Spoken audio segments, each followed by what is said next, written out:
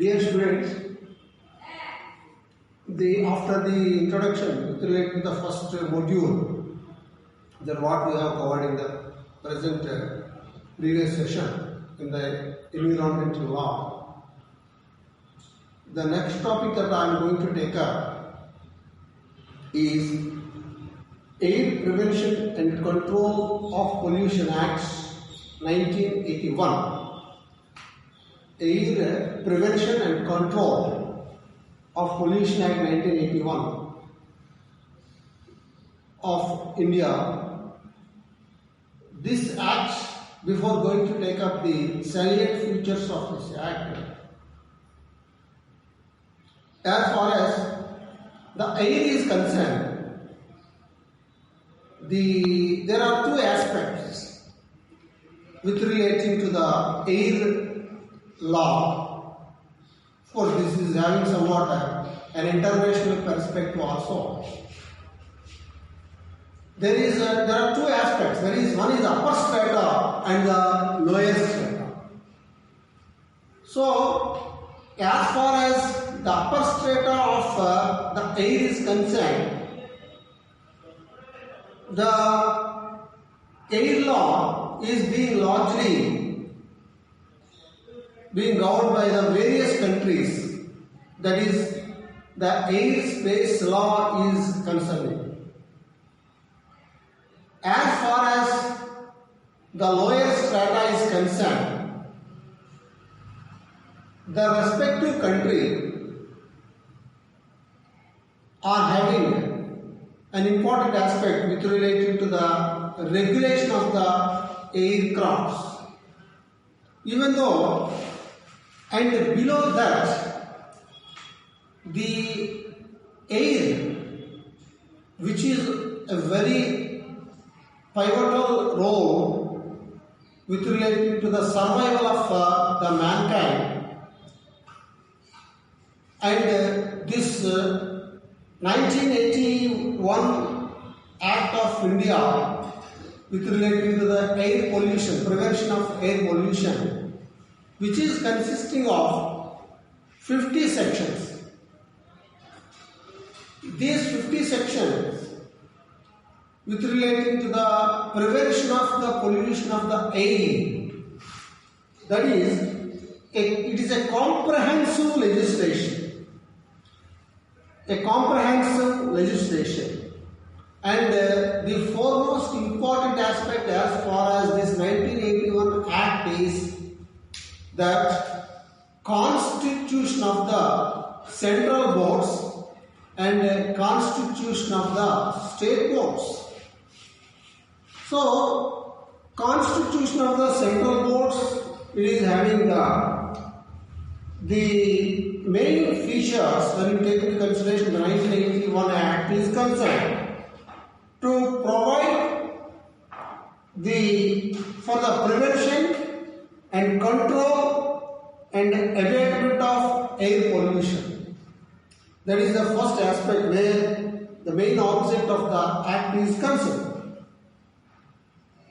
And the second aspect is, as I already told you, that to provide for state and central boards for implementation of the 1981 Act. This concept, this provision is very important. Why? Because it is the state boards and central boards are the very forerunners for the operation and implementation of the 1981 Act. And in this Act 1981, the boards have been given the exclusive power to implement the provisions of the 1981 Act. That is, the boards are giving, the boards are being empowered and to assign to the matters relating to the pollution. The matters they are concerning with the pollution. And the way the air pollution is more acute is it is connected with the industrial scenario. See, the world is a changing world.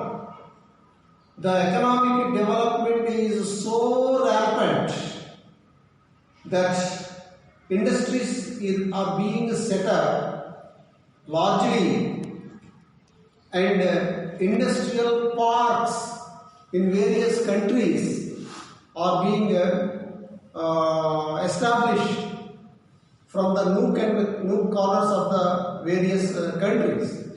As it is a well-known fact that you know that the rich is becoming rich and the poor is becoming poor.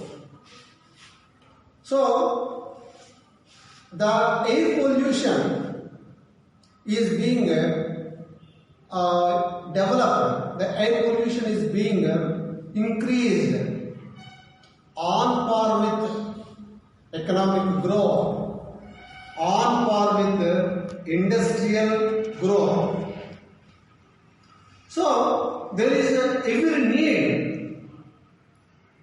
We cannot stop the industries.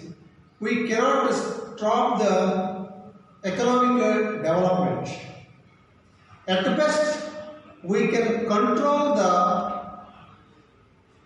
this pollution, air pollution, by implementing the provisions of 1981 consisting of nearly 50 sections in toto, in verbatim. That means the state boards and the central board, they have to work